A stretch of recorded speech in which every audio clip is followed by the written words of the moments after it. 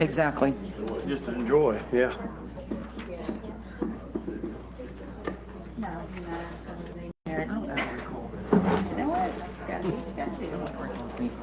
We'll get a good one. Well, that's team style. Tax changes. I'm so happy with this one.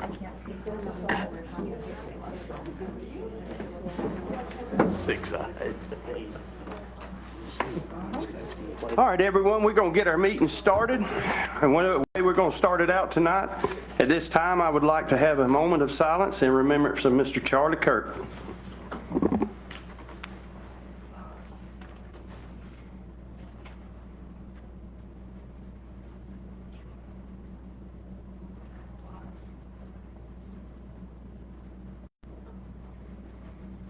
Thank you. I'm going to start out and I'm going to read something for you. Wakulla County, we are living in a challenging times where violence and division seem all too common across our nation. Our Constitution declares that we all have the right to speak freely without fear of reprisal or harm. It is my hope that we as Americans can learn once again to disagree without hatred and to treat one another with empathy and respect. I believe these values are best instilled and practiced in small communities like ours, where neighbors help neighbors and differences don't erase our shared humanity. It is my prayer that as a country we may come together for the betterment of our nation. God bless America. God bless Wakulla County. Mr. Thomas, can I get you to do the invocation? Please join me. Gracious Heavenly Father, we bow before you, humble to be here, thankful that you're there listening to our words. We just ask your guidance in our meeting tonight. Just give us strength and knowledge and wisdom in all the decisions that we have to make. We thank you for those in the community that rely on us and send us here to do this job. We thank you for those that come here and participate with us. We ask for your, hear my brother's words tonight. And we know we have a troubled time in our country, and we just ask you to just put peace over our land. You know, allow us to try to help heal that and to kind of bring that division back together, because we all know deep down that it doesn't benefit any of us, and it just causes more problems. Just you tell us where we come together in your name, then you listen to us and you listen to our prayers, and we believe that, we acknowledge that. So tonight I ask in Jesus' name just protection over our country, over our first responders, over all elected officials from the top to the bottom, and those of our citizenry that are just trying to make it through life. Be with us all. Allow us to love, have peace, and get along. In Jesus' name I pray. Amen. Amen. I pledge allegiance to the flag of the United States of America and to the republic for which it stands, one nation, under God, indivisible, with liberty and justice for all. All right, let's get started. All right, before we get the approval of the agenda, we have two, let's see here. We have... Do you want me to list them, Mr.? Yeah, if you don't mind, please. Tabs 15 and 16 were on the agenda. You received those agenda items supplemental in your email after the agenda went out, and there's 3 add-ons. The first is an add-on to general business, and this is the low-income pool agreement with ACA. The next 2 we're proposing to add on to consent. The first is amendment number 2 to the library grant agreement with the state, and the next one is approval of an updated request for non-competitive procurement approval. This is dealing with the wastewater treatment plant filters that you guys considered previously. And that's it, Mr. Chairman. Okay, can I have a motion? Motion for approval. Motion to approve. I have a motion. Second. I have a second. All in favor? Aye. Aye. Passes 5-0. Do we have any citizens to be heard, Ms. Jessie? Miss Josie Councey? Come on up, Miss Josie. Good evening, Commissioners. My name is Josie Counts, and I'm a member of Wakulla 4-H. I'm here today on behalf of all the 4-H members in our county to announce the start of our annual peanut butter drive. For those who may not know, many of our local food banks and pantries struggle to keep their shelves stocked with protein. Peanut butter is a perfect solution. It's affordable, it has a long shelf life, and it's a great source of protein for families and kids who need it most. Our goal this year is to collect 1,000 jars of peanut butter. We are asking all our neighbors to help us reach this goal. You can drop off your donations at the extension office. Feel free to tell them to add it to Josie's count. We'll be collecting donations until October 31st, so you have plenty of time to help. To kick things off, on Monday, September 29th, 4-H will be hosting a peanut butter kickoff challenge party at the extension office from 6:30 p.m. to 8 p.m. This event is open to the public, and we would love to see you there as we start the important project together.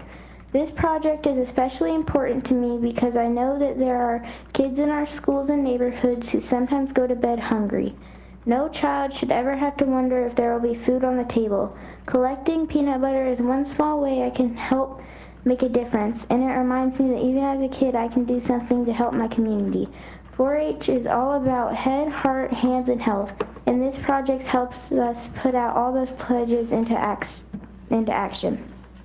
We are using our heads to plan the drive, our hearts to show our community we care, our hands to collect the jars, and we're helping to make sure our neighbors have good food on for their health. Thank you for your time in supporting this important cause. We hope to see your donations soon. Thank you, Ms. Josie. Thank you. No other citizens to be heard, Ms. Jessica? Okay, we're going to move on. We're going to start the budget process.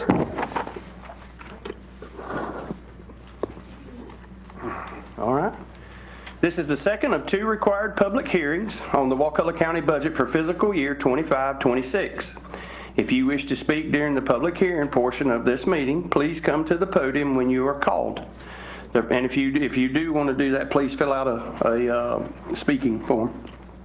The proposed final aggregate millage rate is 7.9 mills, which is 5.39% more than the aggregated rollback millage rate of 7.4963 mills. Now the county administrator will read the final millage rate into the public record. Board of County Commissioners of Wakulla County proposed final countywide millage rate is 7.9000 mills, which is 5.39% more than the countywide rolled back rate millage rate of 7.4963 mills. Okay. I'm opening the floor for a motion to begin the public hearing. So moved. I have a motion. Second. I have a second. All in favor? Aye. Aye. Passes 5-0. At this time, the individuals that have turned in a speaker card can speak. Do you have any speaker cards, Ms. Jessica? Okay. Is there any discussion from the board at this time? I would like to Okay. discuss, and I did my homework, Okay. because you all know how I feel about last meeting. So I wanted to go pass out my little homework that Commissioner Thomas suggested I do. For you. I give you one. No. Another copy. So, I did some research like you had asked, and I just wrote down some facts. First of all, the general fund revenue is projected to increase by $2.3 million next year, which is about an 11% increase in revenues generated by taxes as the board control. As of August, the consumer price index was like 2.9%. So just these are suggestions, like I said, these I'm putting out there. Y'all just read over them. I'll go ahead and read it myself, and it's just options like you proposed. First of all, eliminating the COLA would save nearly $400,000 and could bring our millage rate back down to 7.73. That was per Kelly. I asked her to figure that out for me. That's very close to the modified rollback rate originally proposed at 7.7759. Thus, with this, there will be no reoccurring costs over the next few years. So we're projecting that we are already going to be worrying about $500,000 with the maintenance of the radio tower. So the $500,000 plus the $400,000, that's like now we're $900,000 that will be going further into debt. The difference in revenues, you can read this, the static rate is 7.9, the modified rollback is 7.7759, so it's only $295,000. Is there any way we could absorb that? Doing it away with the COLA would get us past that and leaves everything else in place, nothing else changes. It's not that I don't feel like the staff is well deserved for the COLA, 100%. I just feel like looking at the entire financial well-being of the county as a whole, and also we're looking at to possibly, hopefully, get some competition with insurance, because I know that was one of the reasons why we presented the COLA, because our insurance rates were going up. The other option was during that budget exercise, I looked back and at the recommendation of Commissioner Messer-Smith, and we looked at doing away with possibly, not doing away, maybe like taking some 25% of the overtime. The original, it was $158,477. So 25% of that would be close to $40,000. We could even do 10%, it's close to $16,000. The travel and elective training, not the required training, doing away, I think it was 118,000, somewhere in that vicinity. 25% of that would be around 30,000, 10% around 12,000. Also, capital spending, new capital spending. 10% reduction would be about 160,000, 5% reduction, about $80,000. So looking at some of those scenarios, 25% reduction of the OT and travel, plus the 10% new capital spending, that would be 229,000, which would equal to 0.0961 mils, which what you do is you just take, I just took 7.9 minus the 0.0961, and that comes up with 7.8039. The 10% reduction of OT and travel and the 5% new capital spending would be $107,000. 610 would be a 0.0451 mil. So that, we just did the same thing, 7.9 minus the 0.0451, that would be equivalent or come up to 7.8549. So options, no COLA, taking max reduction would be the 616,000 or 0.2583 mils, which would be 7.64 ad valorem. And then the no COLA, taking the minimum reduction, would be approximately 494,000 or 0.2073 mils, and that would be 7.69. Just thoughts? This is just some, I've looked at it the last 2 weeks. I've done some numbers. I presented this. It's just, we're increasing MSBU and solid waste are going up. I know it's not a lot, but it's a minimal. Maybe to give a little bit of relief. That was my scenario. Good job. I do have some questions. Go ahead, sir. Yeah. And this may be more for staff, but if you know the answer, that's great. Obviously, overtime costs more than straight time. Right. Where's the bulk of our overtime spent? Where and why? That, I do not know. I didn't look at that. I did note that I did see in the general fund, like in fleet management, there was like a 609% increase in overtime. The road department had like 149%, and the rec part had 63%. Those are the only two scenarios. I can't answer that with the bulk of the overtime, Kelly. The bulk of our overtime outside of fire rescue. Right. So for the purposes of the exercise, for the number we were looking at there, we had already excluded public safety. So the bulk of that's coming from the road department. There is some overtime budgeted in building and planning and zoning, road department, fleet department, facilities and parks departments. They have built-in overtime as well within their schedule, and those are for staff that are caring for the parks facilities on the weekends and that kind of thing. And the road department wouldn't have anything to do with the general fund. And does any of those It positions, doesn't have anything to do, the road department doesn't have anything to do with the general fund as far as that's concerned. But those figures are in these numbers? Yeah. I don't know, Yes, they are. Okay. Purposes of the exercise that we did, yes, those were included. And if we don't go with the COLA, We have an increase on our CHP. We have an increase on some other items, so our employees then would be looking at a You're doing less. this on the back of your Reduction in employee. pay. Yes. Okay. Mr. Chair, may I ask Kelly a question? Go right ahead, ma'am. With regard to the overtime and the breakdown from the budget exercise, do we cross-correlate with overtime during disaster preparedness? That was my David word of the night. Preparedness? We did not for the exercise. So the exercise was based on the budgeted overtime for next year. However, the budgeted overtime is based on historical actual participation in overtime, so that it would have been captured because we did have significant overtime this year. Right at the beginning of the year, we had a couple of storms even before the first of the year. And sometimes do we get that money paid back? Sometimes, don't we? Sometimes, if we're lucky. Also, this overtime is not, that means like in road department, which doesn't affect the general fund.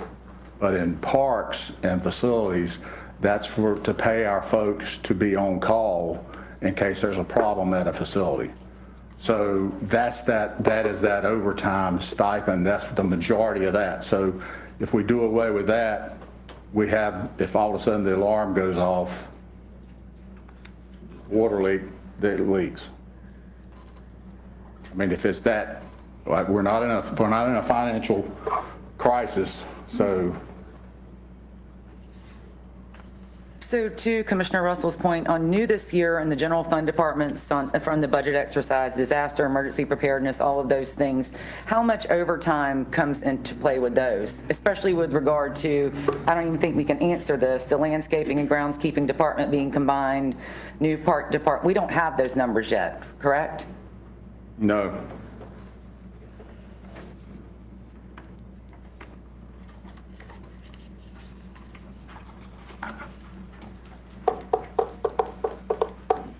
Next question. Travel and elective training, what is made up in that? What is So- that paying for? What is exactly is elective training if it's not required? Well, here again, for the purposes of this exercise, I took the total countywide travel and training budget. It's going to be different in each department. Like we talked about, several employees will have certifications where they have to have continuing education. Elective trainings could be things like going to conferences, industry training. Quite a bit of that is online. I don't know a percentage split between mandatory required training and elective. I mean, are we paying for people to train for things that do not, add to their job or benefit their position? No, that's it. Everything that's done is benefiting their position. I mean, we do have some benefits if someone wants to go back to college, right? And would that fall into this as well? That college expense is being paid from these funds? No, I think that would fall under employee benefits in the general and administration budget, not training. This is departmental training within each department. Without knowing the exact number and where it all come from, it could carve into CEUs, lack of getting CEUs, et cetera. And so that would not include when, like, Clyde and the building department and planning and zoning, those people have to have certifications with regard to floodplain, all those magic things like Linda gets, code enforcement. Those things are required training for Right. the most part? Yes. We don't have elective training that I'm aware of. No, most of it's mandatory. I was gonna say, I was just going by the, Yeah. And obviously we need mandatory. the FAC conferences and stuff like that, but that's small potatoes. Yeah, I mean, you can certainly look at that. Obviously, I'm about to go to the conference tomorrow with the Florida Association of Counties. So, you could say, well, we can cut that out. But I would absolutely say the benefit of that has far outweighed any cost that the taxpayer Oh, would yeah. put into it.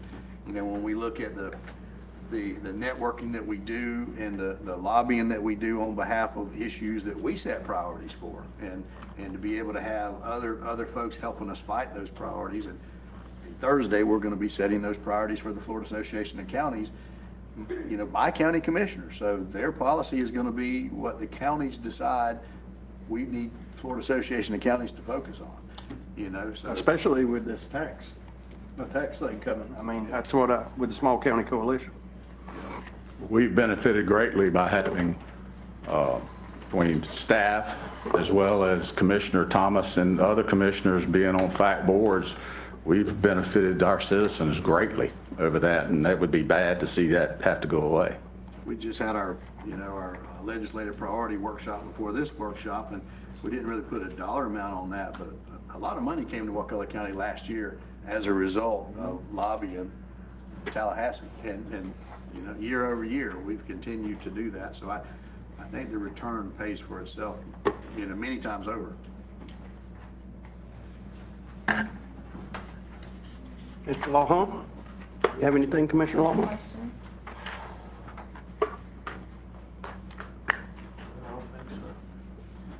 So capital spending, obviously, if we buy a new piece of equipment, fire truck, whatever, that's capital spending. How much, approximately of the new capital spending is spending that is this all from just general revenue? Is any of this tied to grants, to appropriations? Just because the category goes up, does that mean that our local cost is putting the bill for all that? I'm not sure I understand, but for purposes of this exercise, the capital spending here, the 1.598 that we talked about, that was outside of grants, because when we did this exercise, we had already excluded public safety, we had already excluded grants. The bulk of this is your 1-cent sales tax capital spending. We don't have a capital spending plan yet. Typically, that comes to the board in November or December. So That's what I thought, is you can cut this, but that doesn't do anything to the general fund. it's mostly in 1 cent. That's all in sales 1 tax. cent sales tax. You're just cutting off the money the citizens giving you. And you'll remember that we talked about this. 1 cent sales tax. Yeah, you're just cutting 1 cent Yeah. sales taxes. They give it to us to spend. You're saying not spend it. I thought it said in here it excludes 1 cent sales tax. No. Excludes spending. Our capital spending is nominal. I'm sorry. You're right. Exactly what you gave me. Yes, exactly. You're right. I'm sorry. I had forgotten that. We did exclude that. I'm going to go back and say I'd have to look at my notes, but the 1.5 million, that's going to be your sewer access fees. Capital fund. There is a capital fund in the road fund for some equipment. Still, those don't affect the general fund. Yes. Yeah, I mean, those are. There's almost no capital Those are spending. dedicated, that's right. So is there, off the top of your head, I know we're asking a lot here on the spot, but is there anything in this capital spending that does pertain to general revenue? Anything The substantial? only thing it would be is a couple computers and stuff like that. Very, very, very nominal. Maybe a truck, for a truck or something like that for our part of our rotation fleet. No vehicles. No vehicles are in No there? vehicles? Okay, then it'd be Strictly computers. computers, stuff like that. So in regards to the general fund with this new capital, it's just computers? Yeah. Do you have there was no breakdown on that, so. I mean, you're probably talking $5,000-$10,000. And the rest would come out of 1 cent sales tax and the road fund. Yeah, what comes out of the road fund and comes out of sewer fund is two different things. So the 1.6 million includes everything, not that there's no breakdown, just what pertains to the general fund? And it's hard, because a lot of our citizens don't realize that, certain spending is in buckets where it's limited there. Yeah. We can't take road tax money and spend it on something outside of the road. Oh, I understand that. I'm just Yeah. talking about what we have control over, like the general fund. That's all I'm talking about. I understand that part of it. Yeah. I mean, I think identifying the cost of living, that's a tangible thing. That's a real thing, saying, okay, Yep. I'm proposing that we cut that, but Yep. but I think we would have to do that across the board with other real tangible things. I mean, I don't know that, I appreciate you doing this, and I think it's good, but I don't know, right now, the only thing I see here is just on the backs of our Employees. Yeah. And I totally get that. I just know we're here for the entire county as a whole. And this is nothing against employees, like I said. Hopefully, we can get, we're working on the insurance rates, more competition. Maybe that would take some of it off our employees' backs. But this affects the county as an entire whole. Yes. That's the way, I mean, that's how I was looking at it. Because the COLA is something that's just recurring. That's a recurring cost. It doesn't go away. Remember? But it's I understand. The money away, we give it, we can't take it back. Well, I understand, but we also, those employees, what we've got to think about is their insurance rates going up, other things going up, obviously. Right. Everything's going up. Same with them. I just don't, you don't want to hurt them as well. So, I mean, I just. No, I agree 100%. It's just the county as a whole is what I'm looking at. No, listen, I totally get it. But I also know that, like our overtime, there's certain things that we've got to have Right. that for. Well, yeah, that's And I- ridiculous scenarios. I don't know. And you kind of dropped this on us at the last minute. So we're trying to figure it out. I know, I totally understand that. I mean, like I said, I've been working on this since our last meeting. So. Commissioners, anything else? Well, I mean, I remember very well when we imposed furloughs on employees. And we made them work 4 days a week, and they got paid for 4 days a week, so they lost 20% of their pay every week. And we did that because we were in dire situation. We had a financial need, and so we had to make a very tough decision, and the decision was made. But I don't know that we're at that same crossroad here, you know? Different times. Much different times. But with the COLA, no COLA, you would have no loss of services, no loss of personnel. Well, I would argue don't with know. that. I would argue with that. Take that away. Because you would immediately ignite in their minds that, especially being in the trenches and being a county employee, you immediately ignite in their mind that, okay, I need to start looking. Well, I mean, that's in any scenario. It could be, you're absolutely right. I don't think people go to work for the county in public service just because you're gonna get rich. I know. No. I know that's not why you didn't. I didn't go into nursing for. No, I totally get it. I'm just giving you my opinion, I ma'am. know. No, I'm not. That's what we're supposed to do, is talk about it. I get what you're saying. I just. Yeah, I think if you take the COLA away, this is you a lose recurring- employees immediately. We lose employees immediately. I would think, but I mean, that's just, We can't, and also that should be reserved to times when it's, the employees that we have, we've only added 53 employees since 2020. And of those are 2 shifts for the sheriff's department, 2 shifts for EMS and fire, and the 22 folks at the golf course is included in that number. So the employees that have been here, which pretty much have been the same ones, have got us to the point to where this county is solvent. It's in the best condition of any county in the state. And all of a sudden now we're gonna, oh, by the way, now we're gonna slack it down. That don't make any sense. I think it's important to point out that the 22 at the golf course, we've got a proposed budget that the golf course pays for itself. Yeah. So that's not being subsidized. Yeah. We make commitments to our employees that if you help us get there, we're gonna help you. Does the 3% COLA apply across the board to full-time and part-time Yes, employees? yes. Yes, it does. Yes. And so I'm sorry, Kelly, go ahead. Except for fire rescue, they're on a different COLA schedule per the union contract, so it And doesn't. also, this would mean, if you did this, that means that all the constitutionals would get an employee raise, and the only ones to be left out would be the ones that work for the BOCC. But also, everybody contributed, even the constitutionals contributed to the county getting to where it is today, which is in the best condition of any county in this state, and we're going to punish them. And when we did this rate study in 2021 with regard to employees, and we kept on bumping up and bumping up because we were made to, do you remember how many of those employees were somebody that came in behind them, some had been here 20 years, and then somebody else came in 2 years. I mean, we're dealing with a lot Yes. to keep our employees. We did that. That was a big part of, we were hiring people that say $10 an hour, and the person had been here for 20 years was making $9.50. And so we had to bring them up all in that. That was the reason for the big surge, to bring them up, not to the top level. There were 3 tiers, low, medium, and high. We hit kind of the lower to medium tier in there, so we're not even at the higher part of what we could have went at. But to hit our employees that have helped us get us where we are today, and put on the back of them, not only we're not going to give you a COLA, but we're going to put more insurance on you and take more out of your paycheck because we don't know why, but we just want to do it. I got to stand up for my employees. How many employees do we have that this impacts? Is it the 155. So 155, and it's going to cost 300. It's going to cost how much more?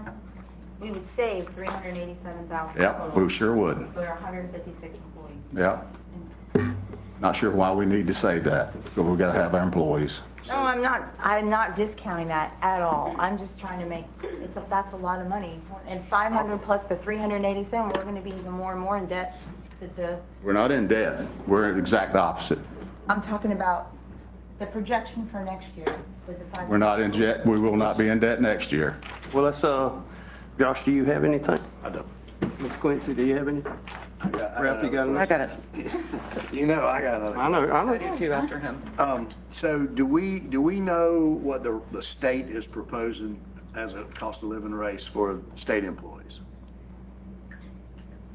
What I've heard is anywhere from 3 to 5%. They'll never give 5%. 5? No. They will never give 5%. Yeah, well, anyway, that's been tossed around. Well, law enforcement got a 15%. Yeah, all according. My point in this, a lot of what we are focusing on, and we have to, we're focusing on because there's a lot of pressure right now to trim fat with Doge to find the problems. But even in that mindset, the state is giving their employees pay raises. And so if the state just wanted to make cuts for the sake of cuts, they could cut their pay raises right there. They could cut that cost of living raise for their employees. And so I don't think that the intent of Doge is for us to, squeeze more out of our employees. I think it's to find true fat. And I think some counties may have that. And are there things we can cut? Yeah, probably if we were willing to do without stuff.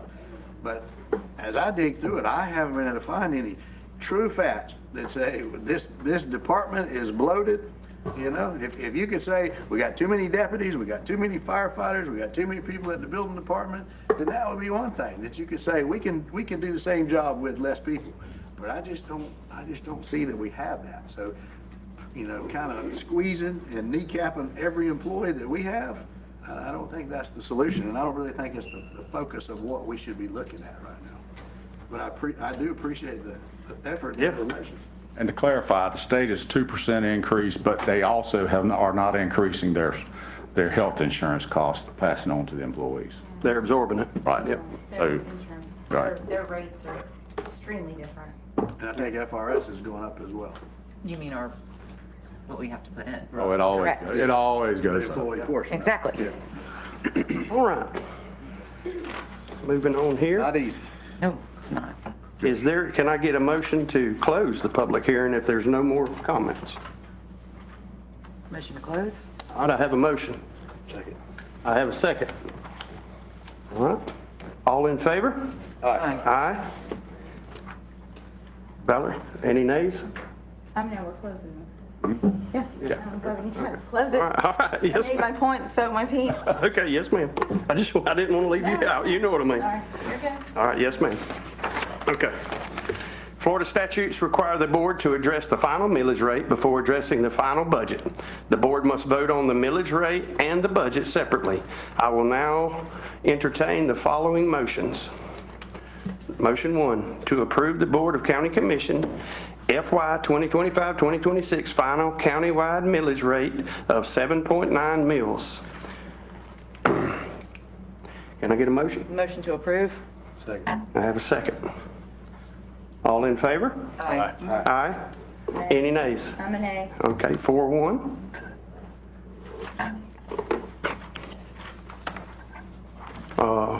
Number 2, we approved the Board of County Commissions FY 2025-2026 final countywide budget as presented by the county administrator on July 14, 2025, as amended through the agenda process today.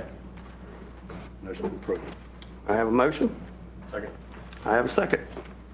All in favor? Aye. Any nays? I'm naying again. Okay, that's all right. Only That's your, hey, Based on, it's, I know, hey. I tried. I did my homework. All right. Yeah. Moving forward. Okay. Thank you, Mr. Chairman. The next item is a request for board approval to conduct your public hearing and adopt your annual rate resolution for your fire protection services. This is your annual fire protection assessment that funds the majority of your fire's budget, not EMS, just fire. The proposed rates are the same as they were presented in the preliminary rate resolution that you approved in July.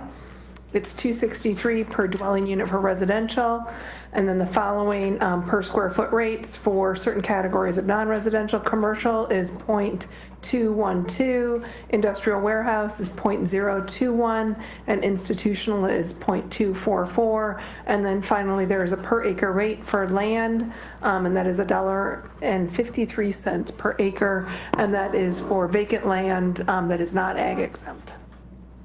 We recommend that you conduct the public hearing and adopt the annual rate resolution.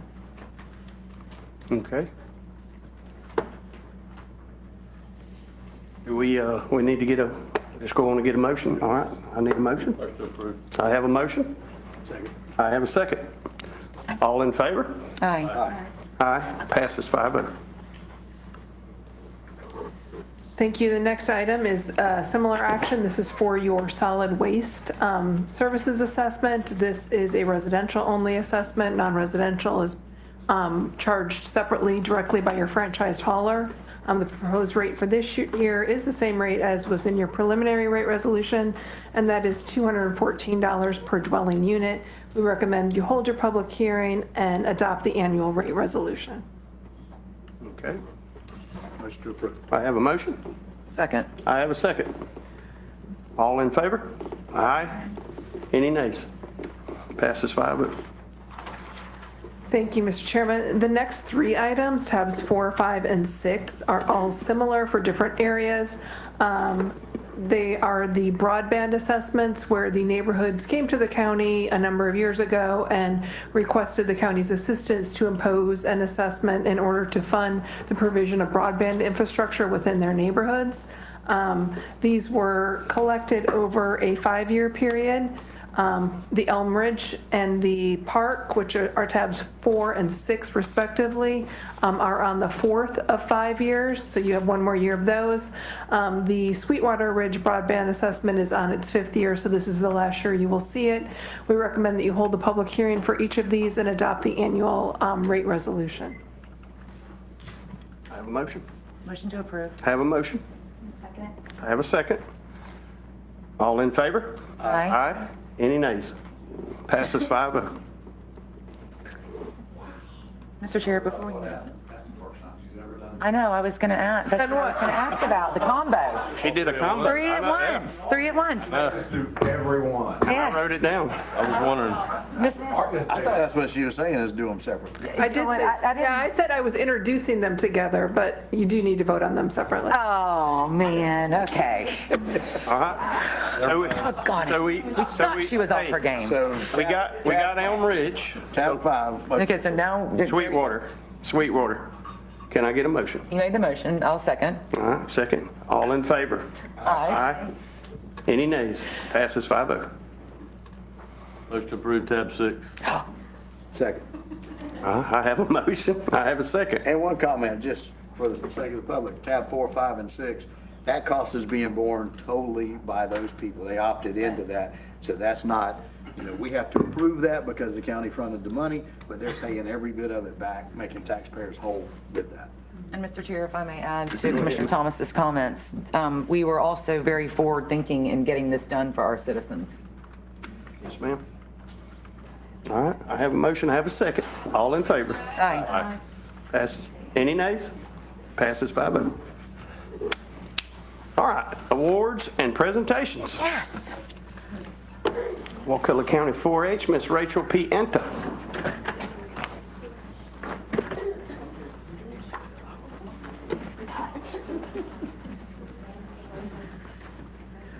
They were ready. Hi, I'm Rachel Pienta. I'm the 4-H agent. The youth would like to read the proclamation to you this evening, so they're going to come up and do that. Yes, ma'am. Whereas 4-H is America's largest youth development organization supporting nearly 6 million youth across the country, and whereas 4-H has helped over 200,000 youth in Florida to become confident, independent, resilient, and compassionate leaders, and whereas 4-H is delivered by cooperative extensions as a community of more than 100 public universities across the nation that provide experiences where young people learn by doing through hands-on projects in the important areas of health, science, agriculture, and civics engagement, and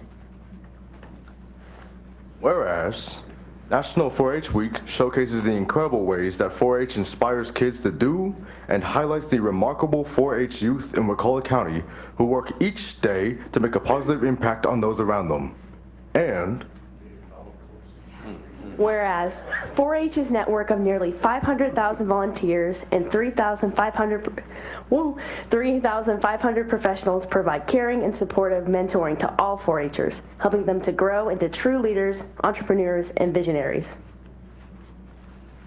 Now therefore, we, the Wakulla County Board of County Commissioners, do hereby proclaim October 5th through 11th, 2025 as National 4-H Week throughout Wakulla County, and encourage all of our citizens to recognize 4-H for the significant impact they have made and continue to make by empowering youth with the skills they need to lead for the lifetime. Thank you.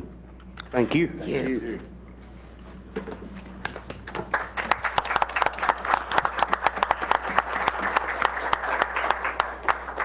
All right. Miss Samantha. I bet you they want a picture. Mr. Chair, they want a picture. That's Okay, you want to get a picture? Okay.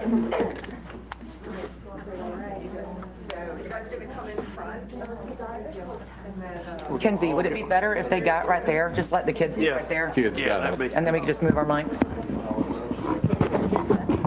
Are we going? We're going to let them get in the front. Okay. No, yeah. We can stand up. Or you guys can sit, maybe that'll. That's what I thought. If you stand up, that'll be a little bit better. Okay. Yeah, and then if you guys want Scooch into the middle. yeah, that'll, you'll be able to see. I want to make sure that we can see them over your heads. They're getting taller, guys. yeah. I think you guys can stand. You guys can all stand. Commissioners have to stand over the top. All right, now let's see. Stand up. Am I good? Thank you. I'm going to get behind the peanut butter. Yeah, there we go. Oh, yeah. Do you want to come stand right here? Hey, Luna. Okay. You having a great Monday? I can tell. I'm just right behind you, Lynn. Okay. All right. Everybody say 4-H. 4-H. Thank you. That's okay. Ready? 1, 2, 3. Thank you. Thank you all very much. Thank you all. Very much. Excuse us, but we have a quick meeting. Yes.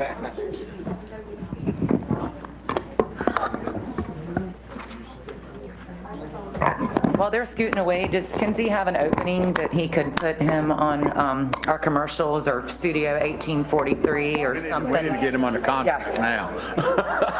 Unbelievable. He really does. Very well. All right. Family and Consumer Sciences classes, Miss Samantha Kennedy. Got to follow that up. I'm Should have read anyway. Should have flipped us, because that's a hard act to follow. But my name is Samantha Kennedy. I'm the Family Consumer Sciences Agent for the Wakulla County Extension Office. And I just wanted to say thank you for giving me the time to just share some of my upcoming classes. Family Consumer Sciences classes are focused on teaching people life skills such as healthy cooking, food preservation, entrepreneurship, business basics, money management. It's a wide umbrella. So some of the classes that I have coming up are geared towards those topics. So the first one that I have coming up actually is Thursday, and it is QPR, which stands for Question, Persuade, Refer. That's called the Gatekeeper Training, which is actually a class that teaches people how to basically spot the signs of someone who may be in a mental health crisis, having suicidal ideations or anything like that, and help connect them to help. So it's an emergency mental health intervention for suicidal people created in 1995. So Question, Persuade, Refer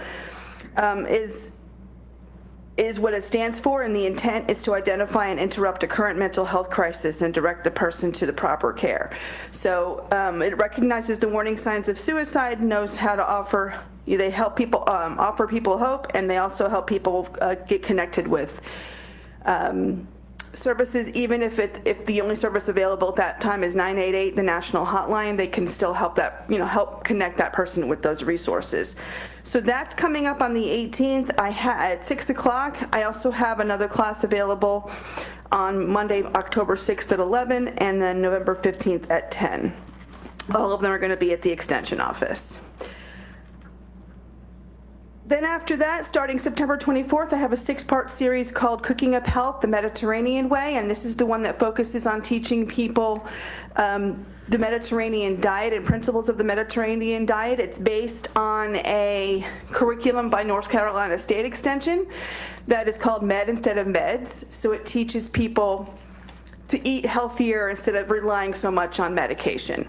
So that's going to be 6 weeks. It starts September 24th, goes October 1st and October 8th. There's a 2-week break, and then picks back up on October 29th, finishing off on the 5th and the 12th of November. It is from 12 to 1:30. Those are all Wednesdays. It's from 12 to 1:30 in the middle of the day.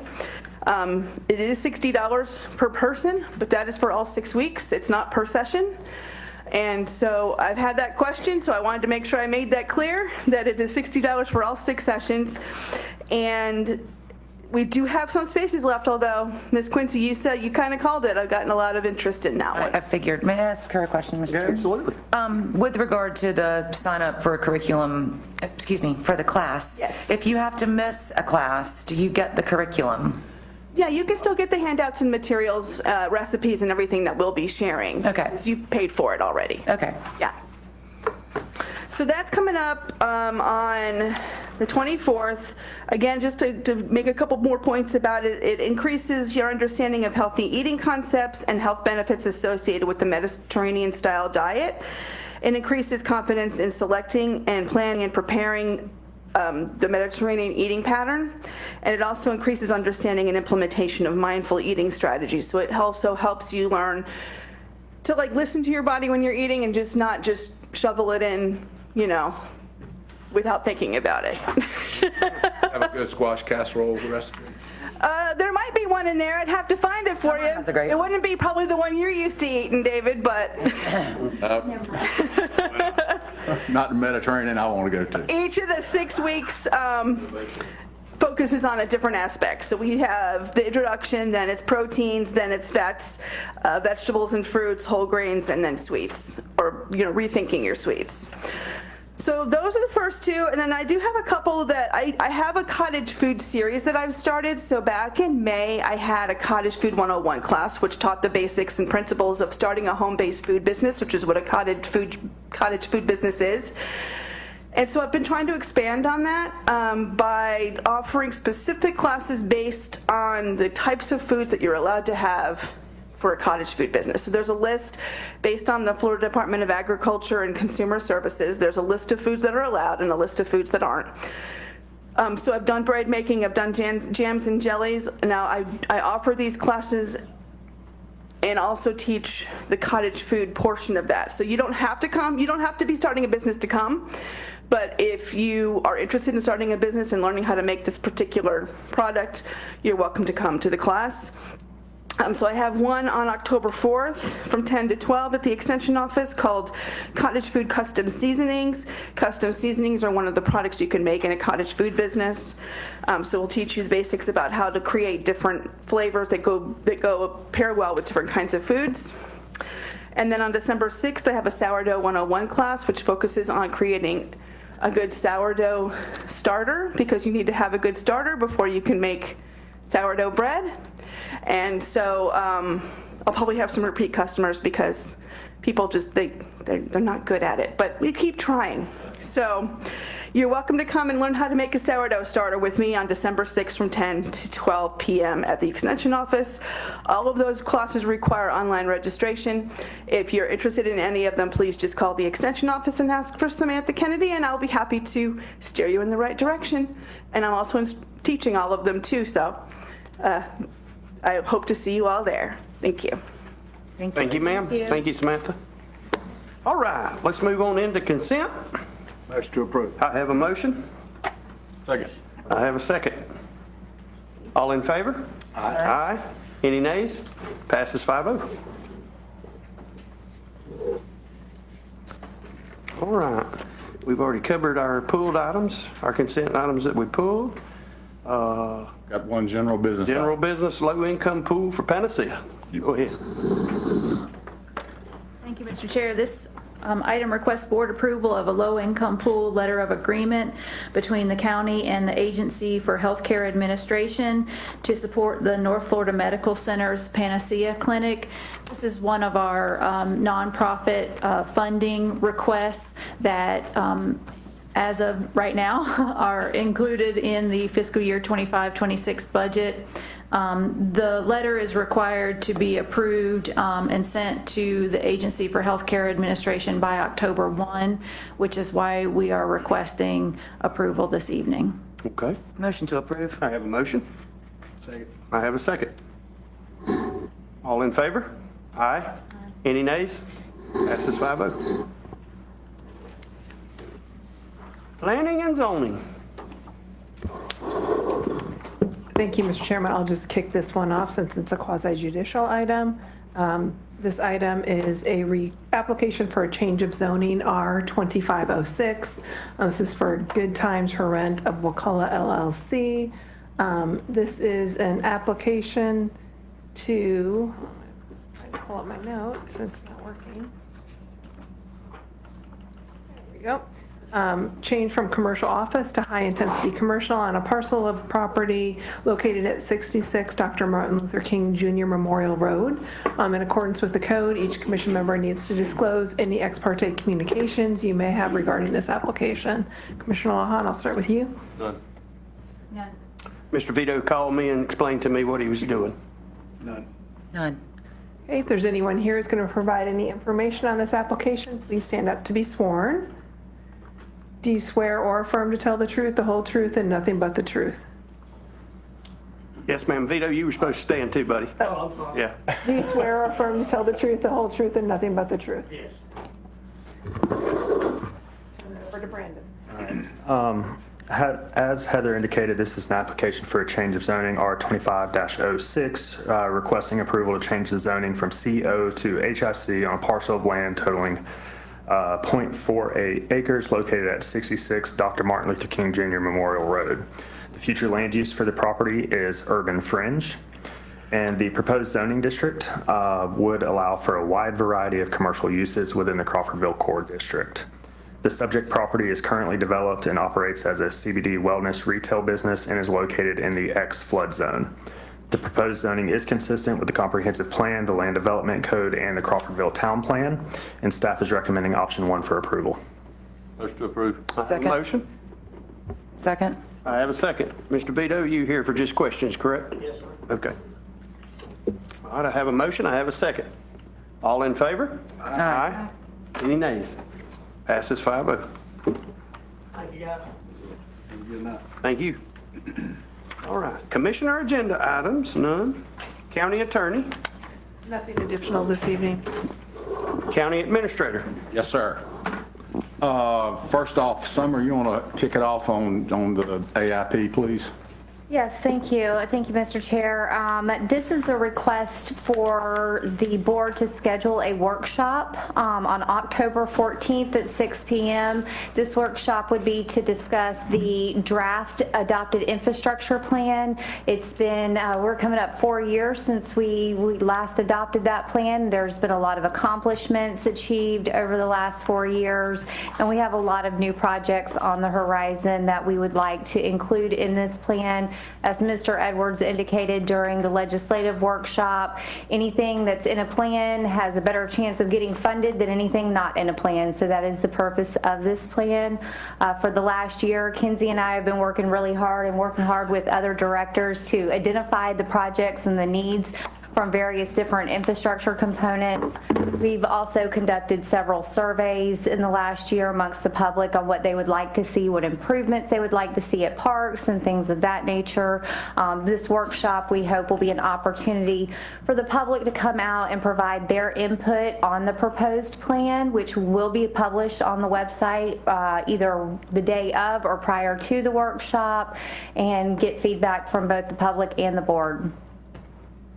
And public, please, citizens, please be on the lookout for it. We need and want your input. Also, on our next meeting. They need to vote. Yeah. Sorry, I was ready to go on to the next one. I have a motion? A second. I have a second. Can I make a comment real quick? Doing my town halls, I have found, and I know 6 o'clock is a good time, but it takes people coming from Tallahassee, it takes them till 6 o'clock to get to the county based on the traffic. And I recommend that we do it at 6:30. That'll give them enough time to get there, maybe from 6:30 to 7:30. Staff is not opposed to that. Okay. Modify the motion. All right, I can do it as chair. I mean, You modify your, I'll okay. modify the second. I mean, Okay. I'm not modifying the second. I'll You'll second re-second his it. modification. Yeah. All right. I'm seconding his modification. Okay, so he's modifying it to 6:30. Ms. Quincy seconded it. All in favor? Aye. Aye. Any nays? Passes 5-0. Thank you. Also, upcoming meeting, we're going to have impact fees we're going to talk about, which will be the next meeting, October. It's already October. October 6th. October 6th will be impact fees, so that'll be the time to where the study will be introduced to the commissioners and to the public, so please come out and participate. Also, the next meeting, which is October the 20th, that will have the Pros Consulting Firm, which is our recreation firm. They'll be presenting their findings as well on that meeting. So we have a lot of information coming out on in the month of October. Also, I apologize for getting passionate about our employees here, commissioners, and I apologize if I seem strong when it comes to that, but I'm a hard person to work with.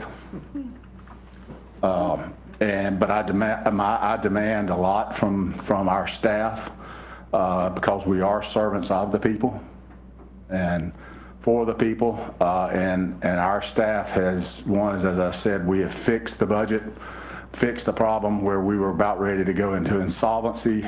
And I made a commitment to my staff, if they would help get us to where we were not in trouble anymore, that we would reward them, and they've done that, and done that with spades. And all the way from now, we're running, 7-minute response times for EMS and fire, save something that happens out at Smith Creek, and that becomes from. And also, our roads are being graded. We're paving roads for commissioners. We brought in for our constituents. We brought in over $100 million a year in infrastructure dollars that would have went somewhere else in the state, but it came back to our tax dollars, and that was all borne by our staff. Period. And the staff worked to get that done. So I understand that this was just an exercise, but at the end of the day, I can't run, and we can't have a facility where we're constantly and work people where we're constantly saying we're going to cut your job, or we're going to cut your pay, or we're going to cut your division out. Now, if there is a time when it's needed, and there's a time when we're like in 2008 and 9 when the economy is tanking, that's a different story. But those are cards you hold until that time. We have to run the county as a business, and it can't be run based on fear, instilling fear in our employees. Therefore, but I apologize for being stern about it, but that's just the God's honest truth, and that's just the brutal truth of what we do, and we have to run a business, and that's what this is. And I can't run a business with a constant fear of people losing their job or going to be eliminated for no reason other than it's just something we should do. If we provide a service, if we're not providing that service, yes, let's get rid of it. And we have trimmed the government down tremendously over the time that I've been here. We as I said, since we've added more. We way over added in public safety.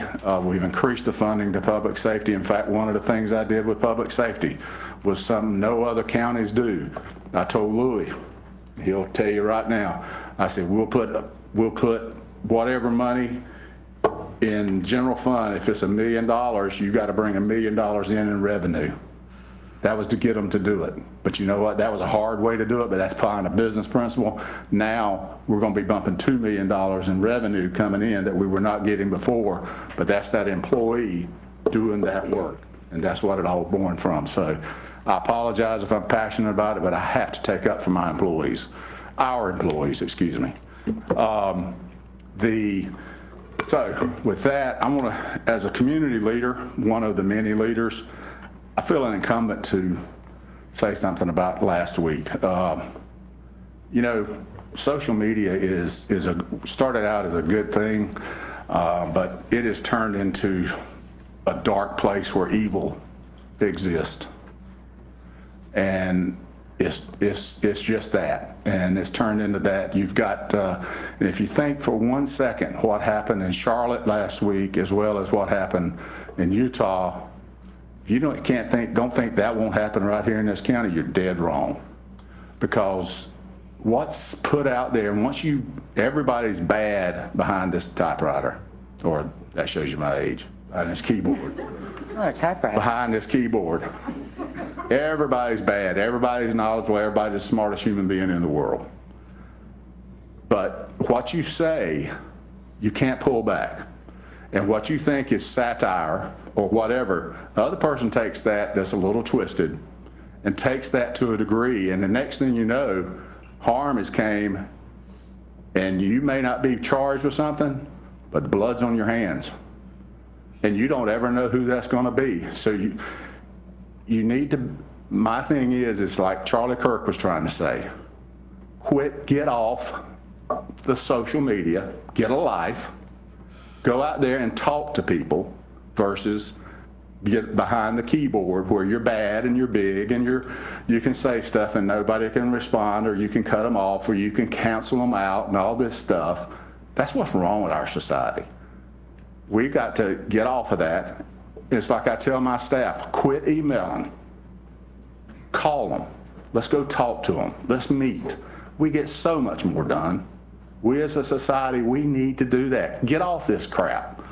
And because bad things are going to happen, because that's where evil, because what killed Charlie Kirk and the lady in Charlotte was not a gun or a knife. It was evil. Pure out evil. And if you don't think it wasn't evil, and if you're blaming it on a gun, you're a sad human being. It had nothing to do with that gun. That was just a mechanism. And we have to be a better society, and we can eliminate the stuff on social media. And you just get off of it and quit. We just got to stop. But there's one thing that's good in all this, and we all need to understand this. There's one thing that Charlie Kirk heard last week that are the best words any Christian can hear. Well done, my good and faithful servant. And that man's sitting up there right now rejoicing in heaven. He ain't got a worry in the world. He ran his race. He's got zero regrets. because he's where he's getting his reward. Too early? So the young lady in Charlotte, too early? But it had nothing to do with the thing. It's all about the evil and the hate and the darkness. People need to come to the light. So with that, that's all I got to say. All right. Thank you, sir. Miss Jessica, any citizens to be heard? All right. Commissioners. Mr. Lawhon. Nothing further. Ms. Valerie. Nothing further. I'm just going to reiterate what David said. We've got to come together. Please understand that what you say on social media and what you put out there, no matter how you twist it, it's very difficult to bring it back. And a lot of times you can't bring it back. And, I said enough in the beginning when I asked for a moment of silence for Mr. Kirk. Switching gears here, one other thing, I spoke with DOT. They're working, they're about through with all of their studies for 98 and Woodville Highway. They're about through with their study for Spring Creek and 98. They're coming up with a plan, and as soon as they call me back with that plan, I'll make sure I get it out there to everybody. I also spoke with them about the light here at Aaron Road and 319. And they're supposed to get back with me with that, but they're going to have to do a study on that. But I get a lot of calls, a lot of complaints about turn lane, no turn lane, no turn signal. Everybody's racing to get out, and I'll stay on top of that. It is a crazy intersection. Yep. Yes. So with that being said, Mr. Thomas? Yeah, I would like to have a discussion with the board and propose that we have asked staff to bring back a change to our food truck ordinance to increase the time that they can set up, I think we see problems like after football games, especially, that game will go late, and then there's no place in Medark, very few places, countywide for people to go that time of night after a football game. If the food trucks are willing to set up, I think we need to give them the latitude to be able to do that. You have my support, and Mr. Chairman, ask. Go ahead, man. Well, it's not summer anymore, it's Brandon, isn't it? Can you remind me if that ordinance is state and we adopted it, or I have it vice versa, or with regard to the time? It's just a local ordinance, and currently their hours of operation are restricted to between sunrise and sunset. Okay. Oh, Lord. Staff's all about this because we live in a cheeseburger desert after the football game. Yeah. We're all about it. I think we're all, I'm in agreement as well. If you'll bring it back to us, Yeah. we need to put a different time frame on it. But the parameters stay the same, commercial, yada, yada, blah, blah, blah. Or we're going to get staff to bring it back and look at it. I mean, if there's other changes that need to be made, I think we should look at the whole thing. Let's do it. And as far as that time, is there a certain time frame that the board would be interested in? Like I said, right now it's just established from sunrise to sunset. I think it would be important to kind of establish a time on the back end for as late as they can remain open, but maybe again just doing it as a time, not necessarily. Is there a standard time that? What time? Well, I was saying if we're going to do it based on ducks, that'd be 2 a.m. That's a no for me. My mom always Skybox is closed. It happens So after let's keep going backwards. What about Like, what time am I leaving the football game? Yeah, that's what I was fixing to say. When does our football games normally end? 9:30 to 10, Okay, so we like 10-ish? 10, 11, yeah, I'd make it 11. Maybe, how about midnight? Midnight work? Bang. That's, I'm totally fine with it.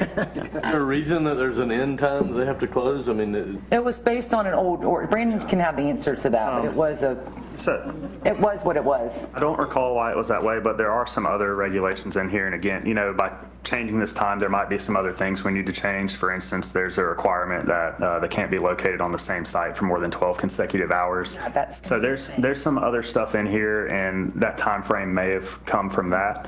But we can work through it. It sounds like maybe 11. 11. I like 11. Would be kind of the consensus. As far as the starting time, does the board feel one way or the other about that? No, don't tell me when to eat. The food truck's there. Josh, I don't know if you're talking about lifting the end time, but Well, if we're I going wouldn't care if we did that. I'm saying, I don't understand. Oh, yeah. Well, if we make it, if you go 11 to 11, it's 12 hours. So that per our policy right now, that would be, they can't be there. So we may need to up the length of time they can be there. Right, and so that's Or set up. something, I mean, if you wanted to lift the time frame altogether, that's something we could go in and sort of modify this whole section to reflect that and bring it back before you to review and see if there's. Y'all don't like that? Do all that. We can change the. Yeah, we can change it. We'll bring you something idea, and then if you don't like it, y'all get the consensus and change I it. mean, maybe just eliminate the 12-hour window period. Right. Yeah. Okay. Okay. So can Surprise. you give us just a ballpark idea? I know we just hit you with this, and as far as when it could come back to us for approval. Let's see, I could probably have it back to you in November, I would think. This one should be. And, hey, We'll be ready for next year. Brendan, can we put a rush on it? Because football season will be done. I'll push it to get it done as quick as I can, but Okay. there are some other things we need to check. Make sure everything checks out and we're not also inadvertently. So are you giving him direction to schedule and advertise it before he brings it back to shorten that time frame, or do you want to look at it? I think that's We would need to pin down parameters if we do that, right? Yeah, I would say let's figure out exactly what we can all agree on and tell him to run with it. May miss this football season, but we'll get the next one. Get baseball, basketball. I mean, realistically, are any food truck going to be set up at 2 a.m. other than outside of Ducks or something? Maybe that'd be about the only. Good place to sell cheeseburgers. I mean, that's where I was going, but what is wrong with the start time? 6, 7 a.m.? Yes. 6 a.m.? I think it'd be beneficial to just, remove the time frame altogether, and that gives the owner of the truck the. There you go. I like that. I like it. I mean, if they're not making money at 2 a.m., then they're not going to get up at 2 a.m. Right. Yep. Okay. So we're saying no window of time and no maximum cutoff time? How are we saying? I thought we said a cutoff time, but not a start time. Some that are set up next to residential areas. Yeah, we need to play with that. Part of that ordinance is they had to move their trailer or their food truck and all that stuff. Is that public property or private property? Both, it was on both. And I will say, It can only be commercial, correct? for our ordinance, it can only be set up on industrial land, commercial land, or in county parks. Oh, okay. And do we So- want to treat county parks differently than what they can do? Whatever the hours are. Yeah. So we've got, The park is open. That's why. Or is it open around the clock? No, it's sunrise to sunset, that's why it was, that makes sense. That's probably When why, time changes, that's the issue. Right. probably why they did those hours. Yeah. so let's say sunrise to midnight. How about that? Well, how about we just leave the county parks the same, and commercial and industrial, we put those parameters of time on them. Is that palatable to you? But we're selling spaces. Keep it uniform. 24/7. But operating food trucks in our spaces when the park is not open. That's my thing. Well, let's open the park. I want to make the revenue. Oh, dear Lord. That way we can pay that overtime. That's exactly right. We gotta make revenue. So what is the recommendation? Like, what are we deciding on? For Brandon to look I like at it? sunset to 11, so. You mean sunrise? Sunrise, I'm sorry. Brandon, just bring us some options. Yeah. Well, but if we give him direction, he can go ahead and advertise it for it and get it. Cut out a step. Yeah. I don't know how I feel about 11, but. 11:30? No, I feel better about 10, but I mean, Oh, I thought you were going to say You midnight. have overtime. I mean, if you're at a football mention game and ducks. I don't know. I said, well, Josh, you know what? I'm so happy you're up here with me. I don't know about the time. What are you saying, midnight? I say midnight. But are you saying midnight in the county parks? No. No. Why? Why not? Well, I mean, like if someone wants to set up, like they set up down at Shell Point, someone wants to set up down there at midnight. The thing is, people are walking in them parks at midnight now. I mean, are we? Look, nobody's going to be there if they don't have customers there. That's what it's going, well, they're going to the house at that point. We're talking about Yeah. two ordinances. Yeah, I was going to say. Purely market then it's- driven. justifying changing hours of park in the? Okay, let's not go the hastier route, and let's get Brandon to bring us up. No, it's not even my gig, so you tell him what you want to do. But at the end of the day, he's not gonna have it done before football season anyway, it sounds like. Why don't we, let's do sunrise to 12 at night. Is that, everybody shake their head, you good with that? No, I'm not good Start with off that. with? I'm good with him telling us how we're going to change the two ordinances and figure out the end time. But he has a majority, so we can do whatever. That's what I'm saying. If we can nail this down, then we can cut out some space, a meeting. Huh? What was that, Summer? You have to treat the parks differently than your privately owned property. That's all I care about. Because of the other rules in the parks. Otherwise, you have to change the other parks ordinance. Yeah. So keep the park from sunrise to sunset. I would say following the hours of that park. Because the Parks Director, the Parks Director has the delegated authority from you all to establish different park hours for certain parks. The default is sunrise to sunset unless they have changed it to something else. Can we do So baby steps and so do you're commercial saying and industrial? he could change that based on need? Yeah, we'll change hours and keep the other ones the same. Employees? Just kidding. We still have to change the food truck ordinance. Yeah, the food truck ordinance needs to change. So we can fix the park, we can fix that internally. Right, because the football season, that's, you know. Okay, A, there is no rush on this.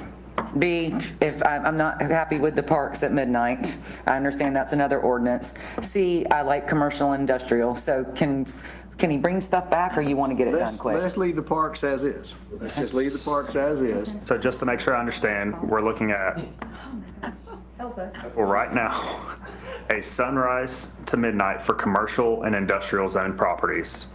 And as far as parks go. That allow private property? Someone want to be on private, or is that prohibited by the ordinance? It's prohibited by the ordinance. That would be on privately owned property that is zoned either commercial or industrial. Okay. And then for parks, the food truck hours within parks would reflect the hours that the parks are open. So if the park closes at sunset, then that food truck would be gone by sunset within that park. I'm totally happy with that. Okay. Yeah. And 6 a.m. to midnight everywhere outside of the parks that it's allowed. We'll adjust the park internally. No, we won't. That's not what we just agreed on. So- We'll bring that back at a later time.